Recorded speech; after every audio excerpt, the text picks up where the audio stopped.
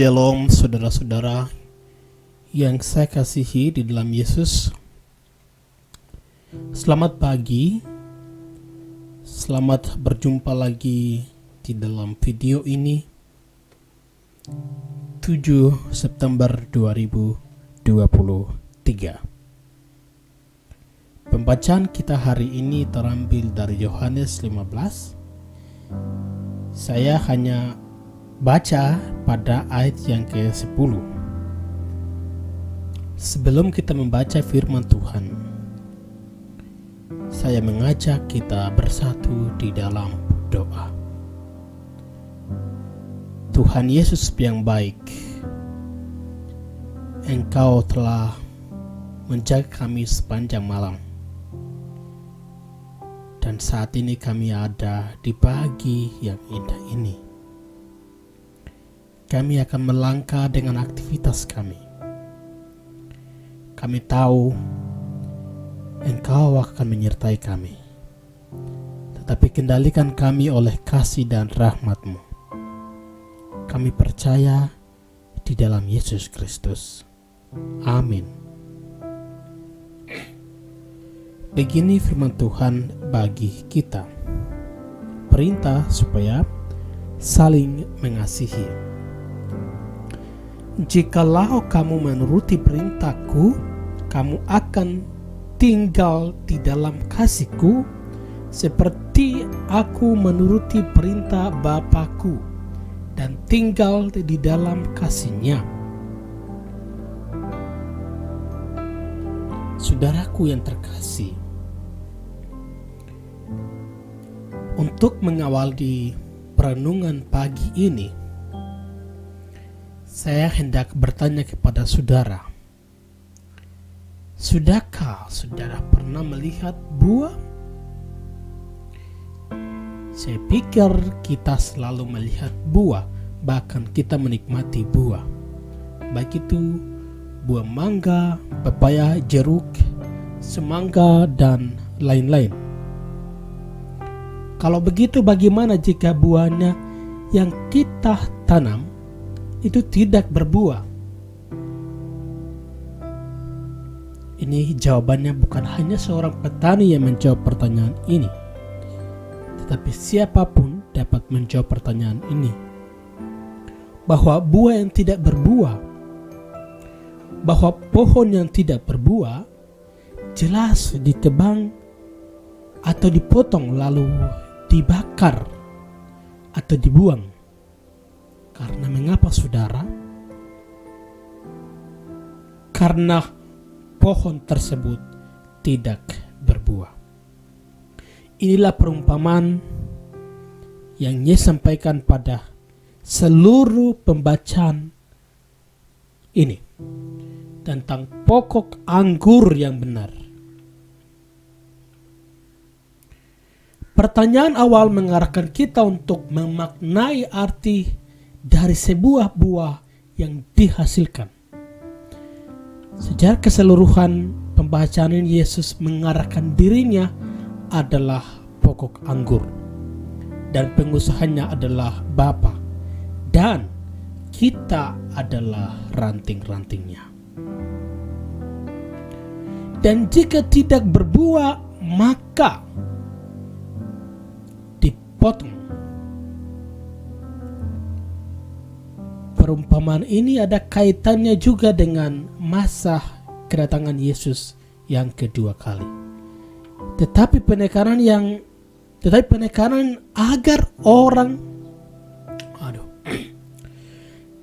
penekanannya agar orang dapat mempersiapkan diri dan berbuah banyak atau menghasilkan banyak. Mengapa? Supaya pada masa panen orang tersebut dapat memanen hasilnya. Yang memanen adalah saat kedatangan Yesus Kristus yang kedua kali. Karena menurut saya penekanannya jelas-jelas tentang eskatos atau masa pengangkatan pada hari Kairos atau hari Tuhan di akhir zaman. Saudara-saudaraku, pemirsa yang saya kasihi, menghasilkan buah yang dimaksudkan adalah ketika kita menjadi pemberita Injil Allah atau witness of the gospel of the Lord, bukan menjadi saksi dusta, tetapi pemberita Injil atau saksi tentang keselamatan Yesus Kristus, menyampaikan apa yang tersirat di dalam Alkitab, menyampaikan tentang penyataan-penyataannya melalui kesaksian hidup saudara. Dan kesaksian Yesus menjadi for example atau contoh di dalam pemberitaan pengikut Yesus Kristus, termasuk saudara dan saya. Yang terkasih, dalam kesaksian pengikut Injil, mereka telah mendirikan persekutuan atau perhimpunan yang kemudian disebut eklesia, atau orang-orang yang keluar dari kebiasaan lama kepada kehidupan yang baru di dalam Yesus Kristus. Orang-orang yang menjadi pengikut Kristus adalah mereka yang menyadari kesalahannya, mengalami pertumbuhan secara moral iman, meniru apa yang Yesus lakukan. Dan seperti itu ibarat pohon yang bertumbuh yang dapat menghasilkan buah. Karena Injil Allah adalah berita kebenaran, mengandung cinta kasih, perdamaian, kesejahteraan, keadilan, dan sukacita. Dan Injil berseberangan dengan sistem yang memarginalkan orang lain, berzinahan, amarah, seteru, pesta pora, penyembah berhala, sihir, perseteruan, dan banyak hal negatif lainnya. Saudara dapat baca dalam Galatia pasal 5 ayat 19. Kita semua yang menerima kesaksian Injil itu, kita diserukan atau diingatkan untuk bertumbuh di dalam Injil, merawatnya. Bertumbuh dalam Injil yang saya maksudkan adalah mengakui diri sebagai pembawa Injil, menghadirkan Yesus di dalam diri, di dalam doa, firman, dan kebenaran, mengupayakan nilai-nilai hidup yang merupakan nilai-nilai absolut yang dari Tuhan, yaitu kebenaran, keadilan, kesucian, kemurnian, dan cinta kasih, serta patuh pada perintah dan ajarannya. Maka benihnya adalah benih Injil saudara. Maka benihnya adalah benih Injil muncul dalam otak, hati, dan perasaan kita. Ada keadilan, kebenaran, keharmonisan, kesetiaan, kebaikan, ketenangan. Dia akan menguasai diri kita. Itulah kuasa Injil, itulah pengaruh Injil, itulah buah dari Injil. Jika kau mau tinggal dengan saya, kau itu sapu teman. Yesus sudah bilang begitu, teman-teman, saudaraku yang terkasih. Jadi kalau kamu bertumbuh, imbasnya kita secara sukarela menjadi saksinya, baik tutur kata, tingkah laku maupun perbuatan. Kalau kita tidak hidup di dalam Injil, maka kita ini ibarat seorang yang modal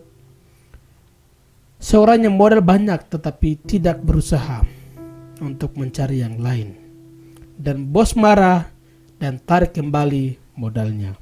Itu kata Tuhan Yesus pada perumpamaan yang lain.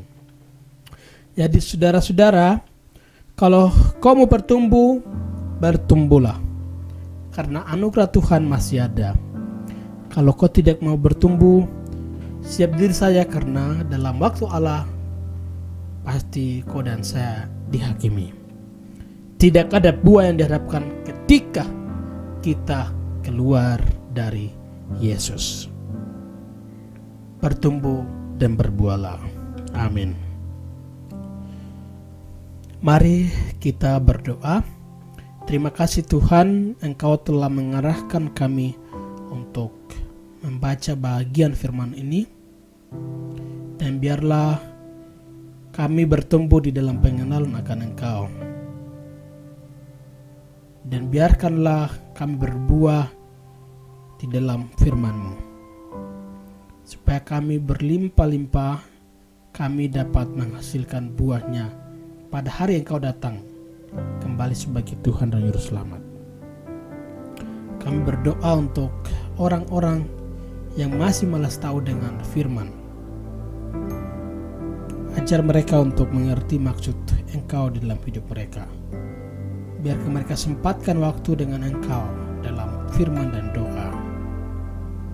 Kami berdoa untuk semua orang yang haus akan kebenaran.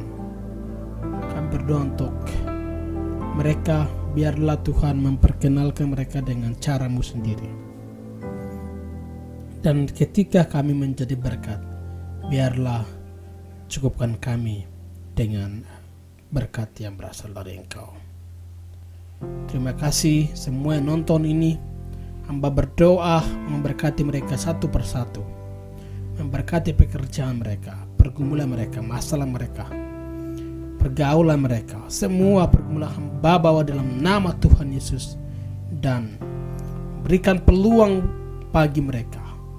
Buka tingkap-tingkap langit, berkat yang berasal dari Engkau turun atas hidup mereka, dan memberi mereka anugerah keselamatan-Mu untuk terus hidup menikmati karya Tuhan.